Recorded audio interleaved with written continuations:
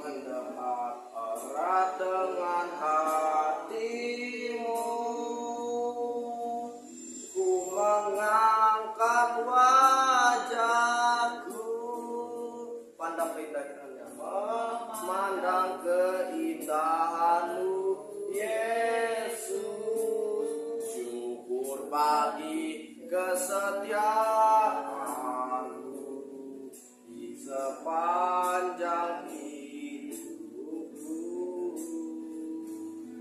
Dan ku angkat tanganku ke tahta kasih karunia, ke tahta kasih dan karuniamu.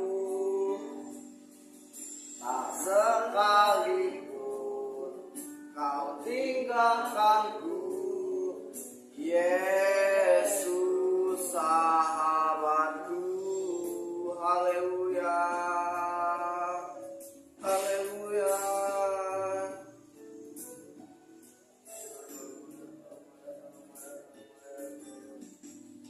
Betapa ajaib dan dahsyatnya Tuhan kejadianku. Kau menenun diriku serupa gambaranmu.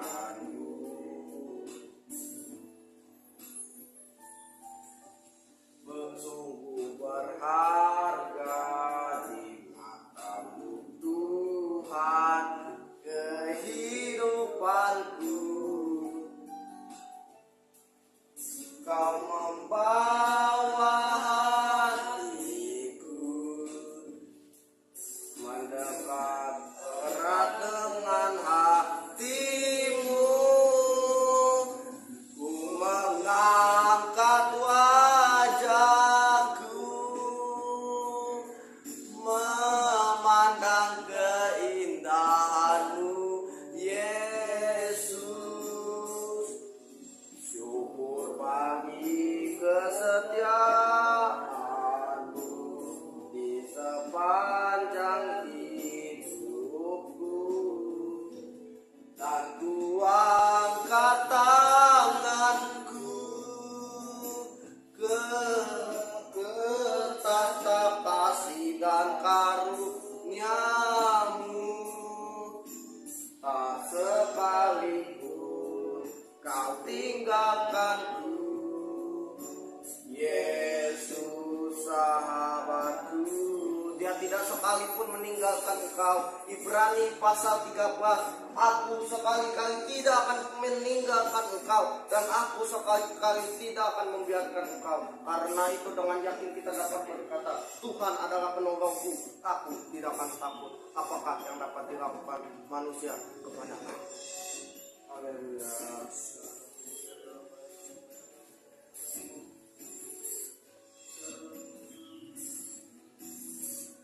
Jangan berkata seperti juru selamat yang bisa menyelamatkan dirimu. Nyanyikan lagu ini. Ku mengangkat wajahku, memandang keindahanmu, Yesus. Syukur bagi kesetiaanmu di sepanjang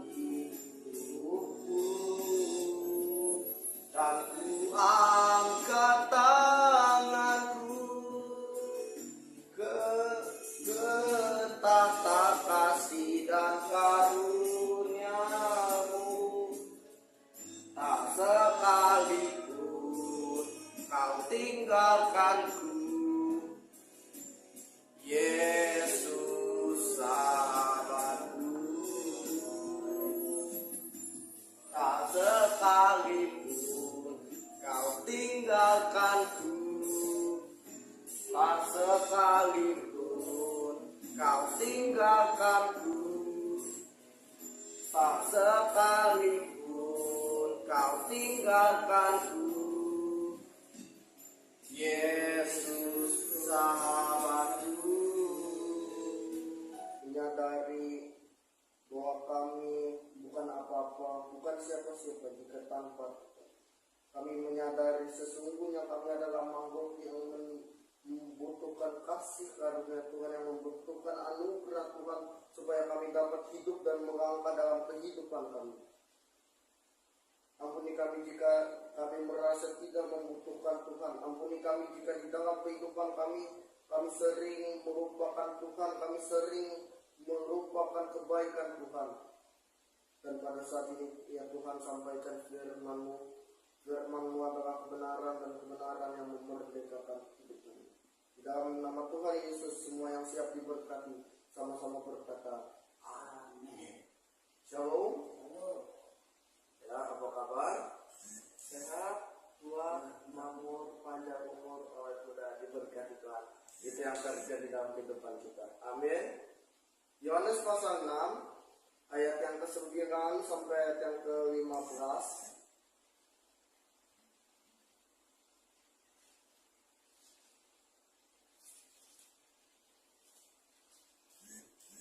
Yohanes pasal yang ke-6 ayat yang ke-9 sampai ayat yang ke-15.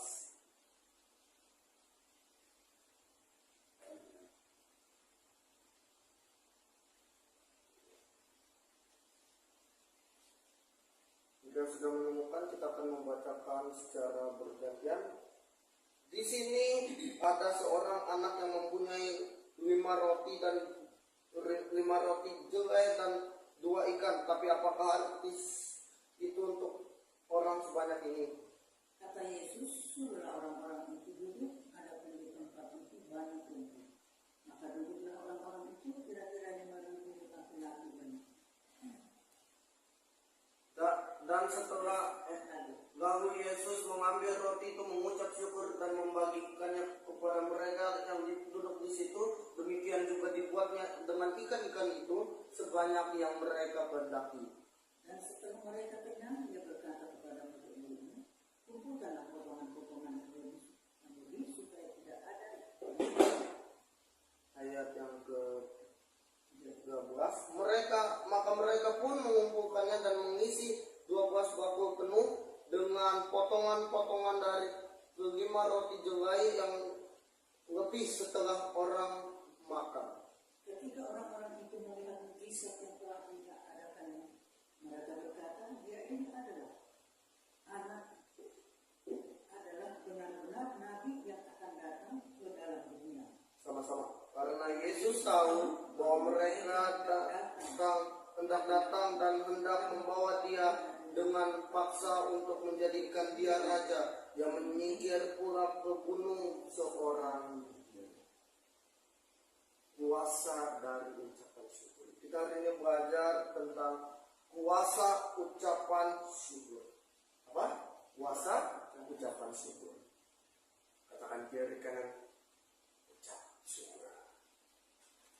Kalau kita membaca ini udah gak asing, bahkan di sekolah minggu pun diajarin tentang 5 roti dan 2 ikan.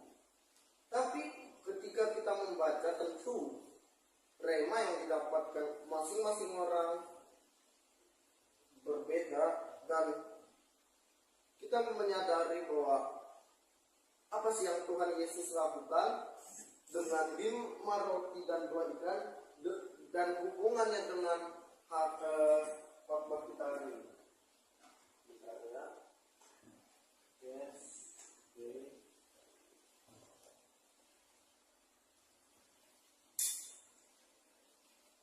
Yang ucapan syukur dapat membangkitkan apa yang mati dalam hidup. Katakan, ucapan syukur dapat membangkitkan apa yang mati di dalam hidup saya. Kita buka dalam Yohanes pasal yang ke-11.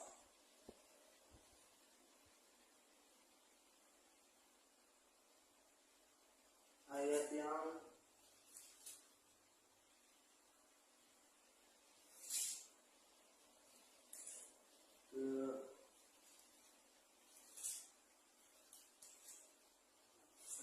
ke-34 sampai ayat yang ke-44.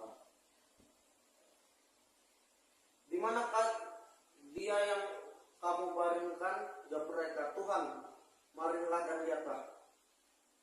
Maka menangislah Yesus. Kata orang-orang Yahudi, lihatlah betapa kasihnya kepadanya. Tetapi beberapa orang di antaranya berkata, ia yang memelihara mata orang buta, tidak sanggupkah dia bertindak sehingga orang ini tidak mati? Maka masih gula hati Yesus, lalu ia pergi ke kubur itu. Kubur itu adalah sebuah goa yang ditutupi dengan batu. Kata Yesus, angkat batu itu. Maka saudara orang yang meninggal itu berkata kepadanya, Tuhan, ia sudah berbau, sebab sudah 4 hari lama ia mati. Maka mereka mengangkat batu itu, lalu Yesus menghadap ke atas dan berkata, Bapa, aku mengucap syukur kepadamu karena Engkau telah mendengarkan aku. Aku tahu? Batu aku. Aku tahu bahwa engkau selalu mendengarkan aku, tetapi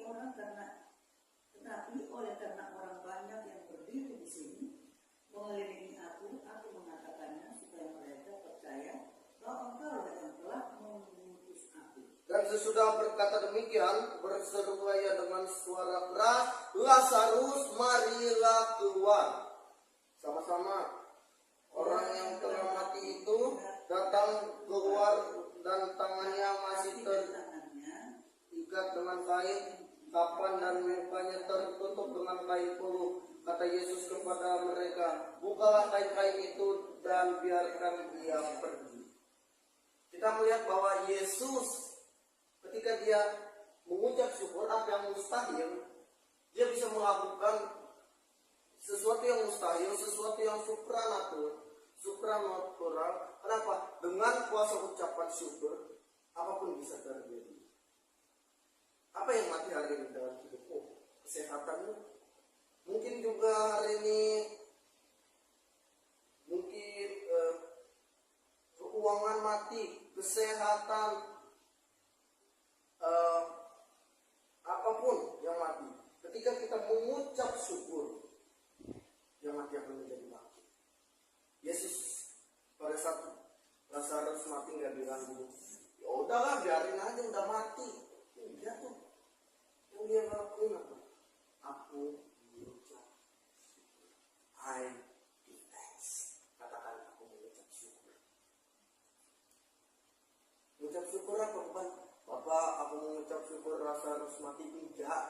Dia mengucap syukur apa? Karena engkau telah mendengarkan aku. Ada beberapa poin di sini.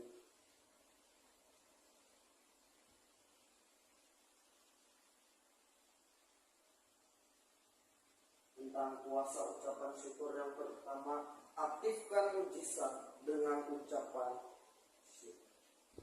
Aktifkan mujizat dengan ucapan syukur. Yesus pada saat dia Lazarus mati, yang dia lakukan adalah bersyukur.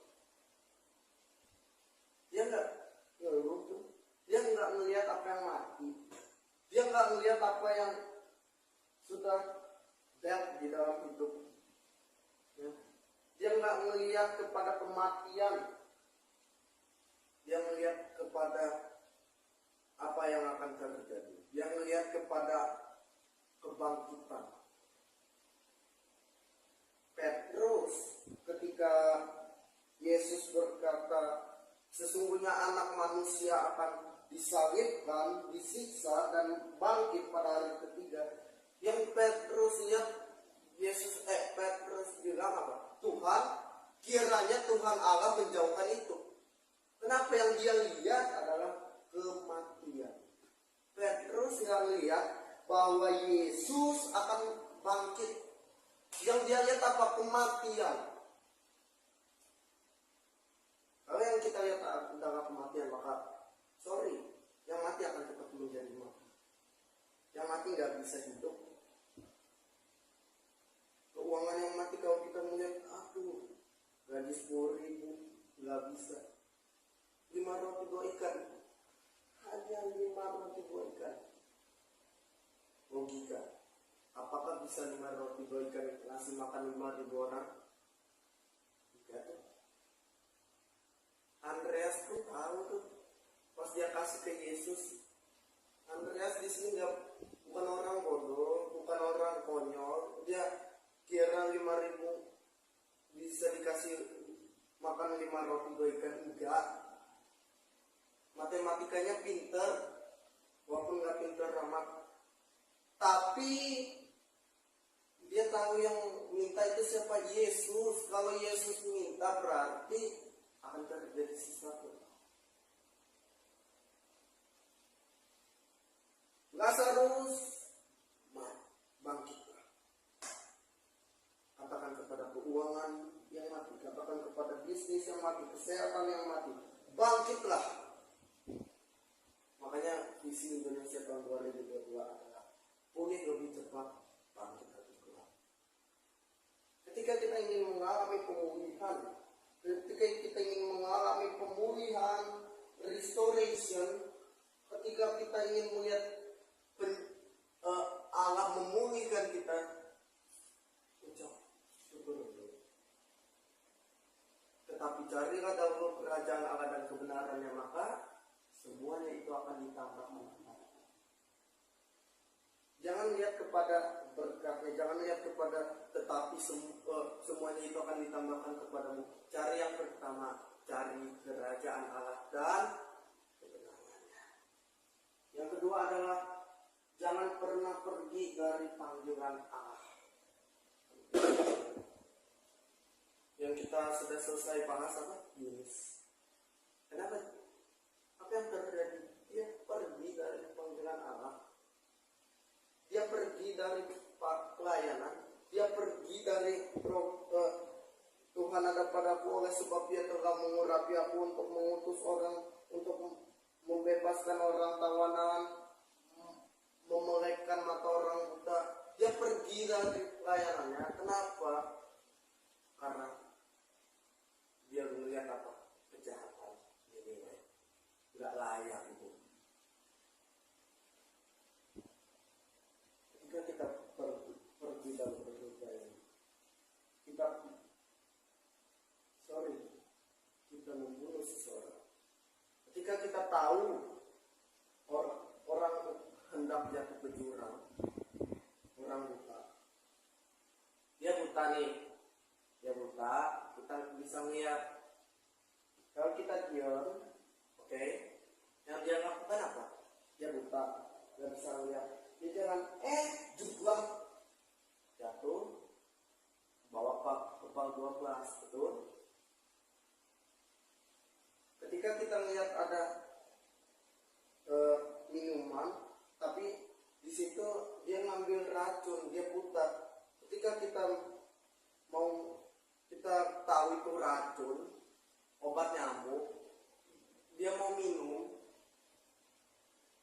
dia meninggal. Hello, yang salah siapa? Kita, orang yang saya. Kenapa? Dia buta.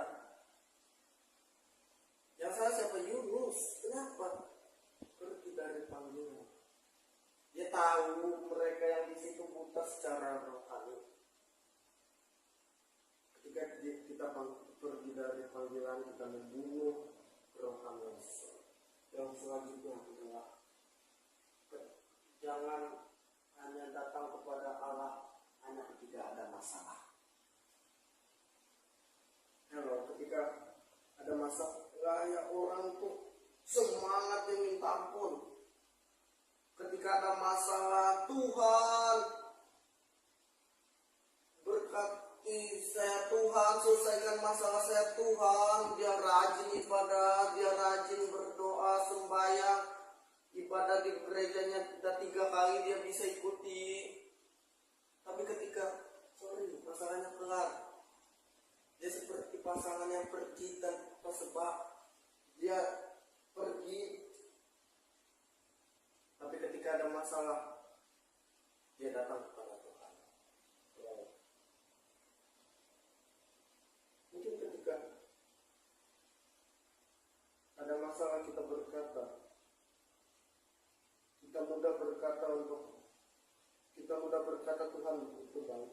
Ketika keadaan lagi baik, ketika ada masalah, kita mudah untuk berdoa. Tapi gimana ketika kita tidak ada masalah? Yang keempat adalah hidup harus diisi dengan firman. Seorang ketika mau masuk ruang operasi atau divonis dokter, yang dia pikirin apa? Vonis dokter. Betul nggak? Orang nggak mungkin ketika ada vonis dokter senang, ya. Mungkin orang konyol aja gitu. Ketika ada vonis dokter,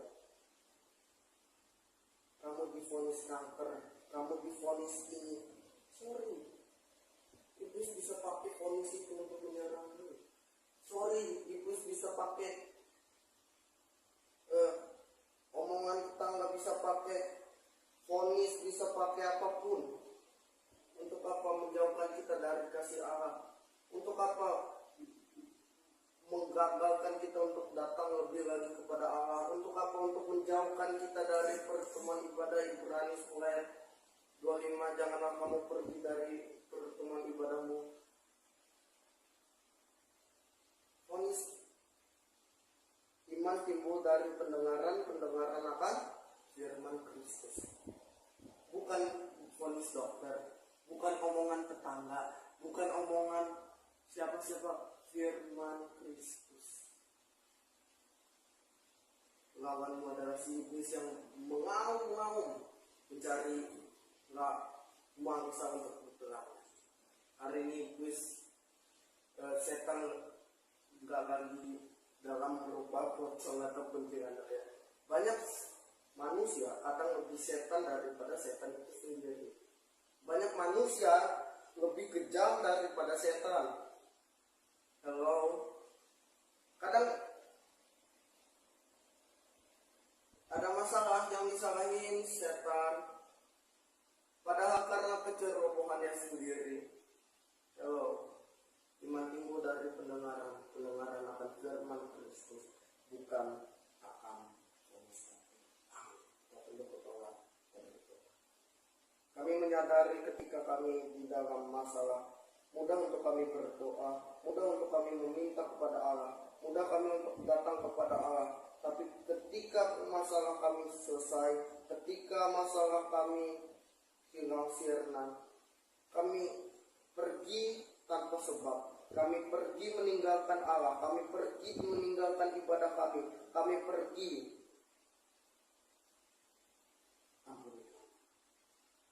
Kami berdoa bagi mereka yang sakit, Tuhan menyembuhkan mereka oleh dealer Tuhan Yesus, mereka sudah sembuh. Kami berdoa bagi hamba-hambamu, pendeta, vikaris, penutua, diakon atau siapapun yang bertugas di dalamnya, Tuhan memberkati. Kami berdoa bagi mereka yang dalam kesendirian mereka, baik janda, duda, yatim, piatu, orang jompo, fakir, miskin yang terpenjara. Tuhan melawat mereka. Ini doa dan seru kami yang kami naikkan di dalam nama Tuhan Yesus Kristus yang telah mengajar kami berdoa. Bapa kami yang di sorga, dikuduskanlah namamu, datanglah kerajaanmu, jadilah kehendak-Mu di bumi seperti di sorga. Berikanlah kami pada hari ini makanan kami yang secukupnya, dan ampunilah kami atas kesalahan kami, seperti kami juga mengampuni orang yang berdosa kepada kami. Dan janganlah membawa kami ke dalam pencobaan, tapi lepaskanlah kami daripada yang jahat. Karena Engkau yang punya kerajaan, kuasa dan kemuliaan sampai selama-lamanya. Terimalah berkat dari Allah Bapa dan cinta kasih dari Tuhan Yesus Kristus dan persekutuan dari Allah Roh Kudus menyertai kita dari sekarang dan sampai selama-lamanya. Yang percaya diberkati Tuhan, sama-sama kita katakan amin.